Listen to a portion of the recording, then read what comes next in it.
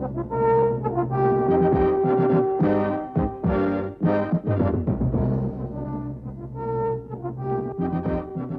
is another in our series of films tracing the heritage of 15th Air Force.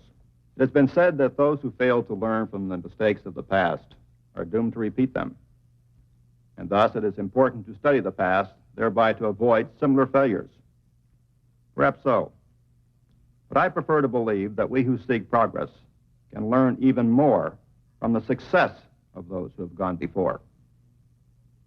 I should like, therefore, to give you a closer look at one of the military art's greatest success stories and an essential element of our combat force today, the bomber and tanker team. It was around the manned fighting element that 15th Air Force was originally built, and it continues to be a vital partner in the accomplishment of today's mission. To better understand the way we employ today's long-range striking force and appreciate its dramatic evolution, it is important to sight in on the early days when flight itself was young.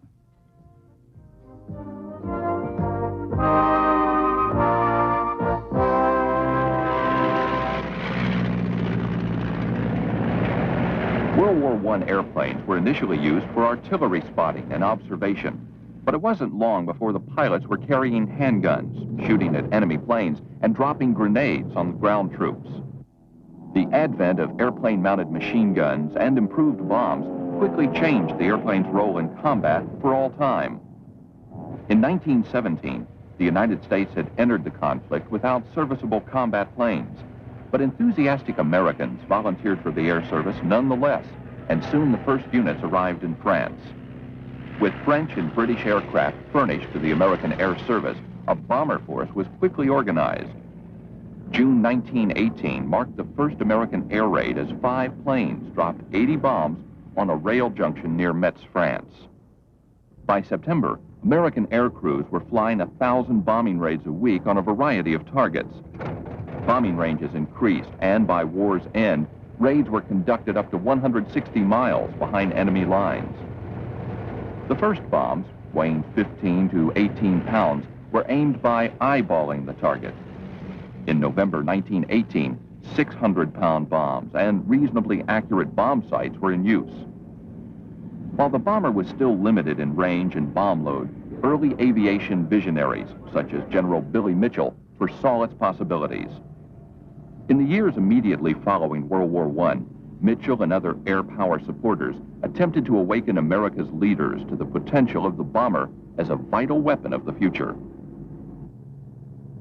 In a milestone test of the new concept of heavy bombing, Mitchell demonstrated the ability of contemporary bombers.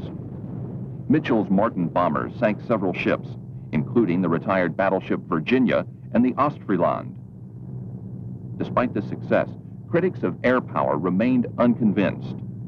Even the Secretary of the Navy had commented, "It is unlikely that an airplane or a fleet of them could ever successfully sink a fleet of Navy vessels under battle conditions."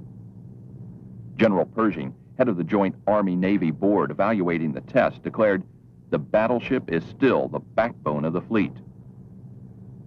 The bomber concept would move forward quietly in the years following General Mitchell's dramatic test. Funds were scarce, new airplane construction limited. Undaunted, the Air Corps continued to advocate the bomber as a major weapon. By the mid-1930s, the low-wing, all-metal, multi-engine bomber had become a reality. The new Martin B-10s blazed the way in the development of long-range, all-weather missions and instrument flying techniques. Lieutenant Colonel Hap Arnold led a flight of B-10s on a mission to Alaska, and cold weather tests were conducted in a series of winter operations in New England. In 1935, General Headquarters Air Force was established. But while the bomber concept grew, opponents as late as 1939 still sought to limit bombers to a 300-mile range. That same year, Major General Frank Andrews, commander of General Headquarters Air Force, was reduced to colonel and sent to Texas for his strong advocacy of air power. General Headquarters was dissolved, a devastating setback to strategic air power. Frontline bombers consisted of 19 B-17s, first produced 3 years earlier. In September 1939, Hitler's march into Poland awoke the nation, and within months, President Roosevelt called for a force of 50,000 combat planes. The air war in Europe brought the bomber to the forefront. The American Air Corps developed high-altitude, daytime precision bombing techniques. With B-17 Flying Fortresses and B-24 Liberators leading the way, the world's first broad-scale, long-range air war was underway. With its aircraft designed and its concepts of operation based on those earlier lessons, 15th Air Force was activated in North Africa in November 1943. Its first commander was Major General James H. Doolittle, hero of the dramatic B-25 raid on Tokyo. Created as a strategic air arm to bomb targets in southern Europe, 15th, equipped with medium and heavy bombers, began combat operations throughout the Mediterranean. Flying first from North Africa and later from Italy, 15th hammered enemy targets in France, Germany, Italy, and the Balkans. A shuttle bombing system was developed to land B-17s in Russia, following strikes into Eastern Europe. 1,000-ton raids were launched against enemy rail yards and industrial areas and other strategic targets throughout Nazi-occupied Europe. During its 18 months of operation, 15th dropped over 300,000 tons of bombs while logging nearly 150,000 sorties.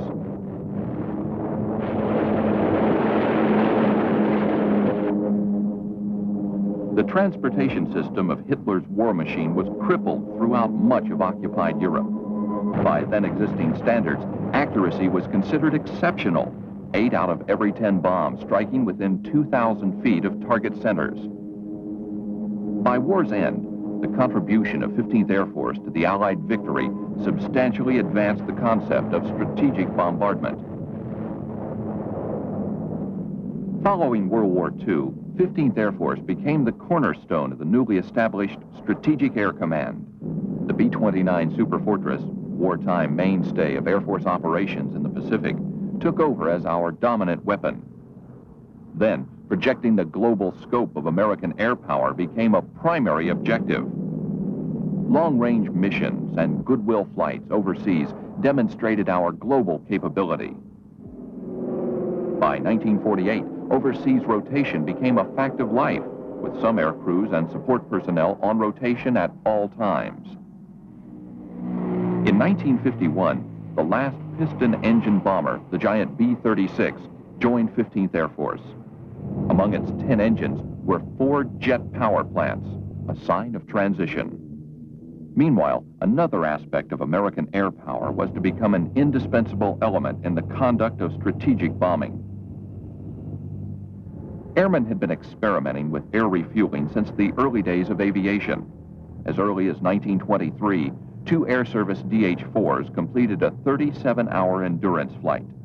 Using a 50-foot hose, they refueled every 6 hours. In 1929, 5 Air Corps crewmen in the Fokker Trimotor Question Mark logged an 11,000-mile nonstop flight. They remained aloft 151 hours, sustained by 43 air refuelings from the tanker aircraft Asterisk. But aerial refueling remained dormant during World War II, not to emerge as an operational reality until 1948. 15th Air Force received its first tanker authorizations in 1949. B-29 bombers converted to KB-29 tankers. On March 2nd, 1949, the Lucky Lady II, a B-50A from Carswell Air Force Base, Texas, completed the first non-stop around-the-world flight, covering 23,452 miles in 94 hours, 1 minute. The flight featured 4 air refuelings by KB-29M tankers, using the British-developed gravity hose system. Later models adopted the now familiar boom as the standard technique, and tankers were assured a permanent role co-equal with their bomber partners. While tankers made possible global operations by 15th Air Force, strategic bombing was again called forth with the advent of war in Korea in June 1950. 15th Air Force B-29s flew to the Far East within the first month of the North Korean invasion. The bombers soon destroyed the few suitable targets in North Korea. For the remainder of the war, bombardment's role was one of the interdiction and destruction of related tactical targets. As the action in Korea wound down, SAC started its conversion to an all-jet bomber force. KC-97 tankers, fast enough to refuel the new 6-jet B-47 bombers, replaced the older KB-29s and KB-50s. In 1955, the first 15th Air Force B-52s arrived at Castle Air Force Base, joining their B-47 cousins. The KC-135 tanker followed soon after, introducing the ability to refuel jet bombers at normal operating speed and altitude. In 1957, 3 B-52s led by 15th Air Force Commander Major General Archie J. Old, Jr. flew non-stop around the world in 45 hours and 19 minutes. They were air refueled 5 times during the mission.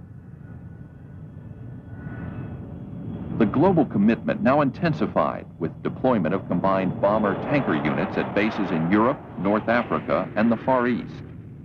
Around the world, around-the-clock alert became a way of life. The task of standing alert on a global basis required ground alert for up to 50% of the crews at all times. The sudden demands of exacting operational readiness inspections further enhanced combat preparedness. However, years of rigorous practice were to be foreclosed by real-world demands. In October 1962 came confrontation over Russian nuclear missiles in Cuba. President Kennedy's declaration of national emergency placed SAC on expanded alert, and the Soviets backed down, withdrawing their missiles. The mid-60s saw the bomber-tanker team convert to all B-52s and KC-135s, with new assignments for both aircraft. The Hound Dog wing-mounted air-to-ground missile gave the Stratofortress a standoff range of 500 miles. Survivability was enhanced by arming the B-52 with the Quail, a defensive missile designed to confuse enemy radar. Meanwhile, adoption in 1961 of the single-manager concept for aerial refueling gave the KC-135 the larger task of servicing aircraft of other Air Force commands worldwide.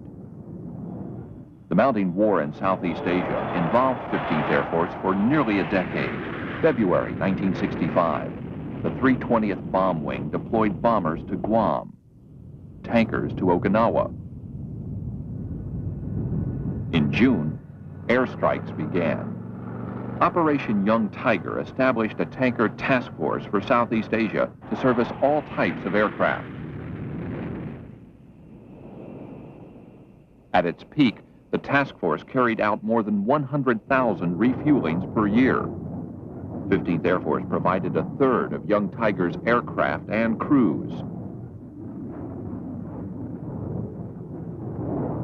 By war's climax, 15th had its entire complement of B-52Ds committed to Western Pacific and Thailand bases. Virtually every bomber crew member from 15th served one or more tours in the combat zone. Pinpoint strikes from 30,000 feet were made on targets only a half mile from the besieged American troops at Khe Sanh.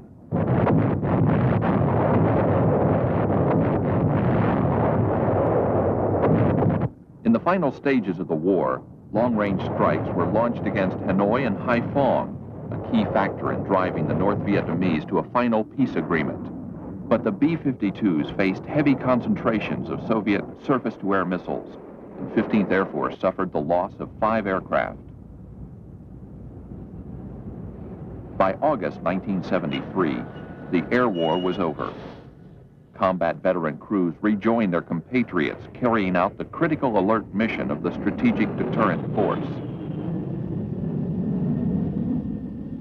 A number of Air Force Reserve and Air National Guard units received KC-135s in the late 70s and joined the regular tanker force on strategic alert. By now, the air refueling mission had expanded with support of long-range transport aircraft like the C-5 and the C-141. The established tactical support role of the tankers continued to expand.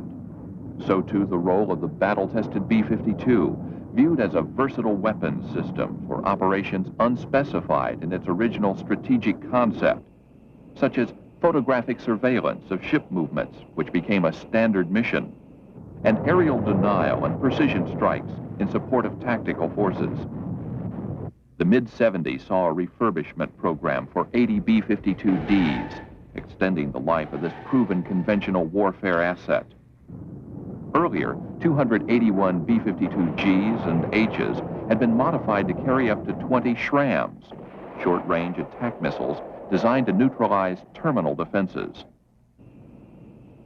SRAM-mounted stratofortresses were equipped with electro-optical viewing systems, using forward-looking infrared and low-light level TV sensors to improve their low-level capability.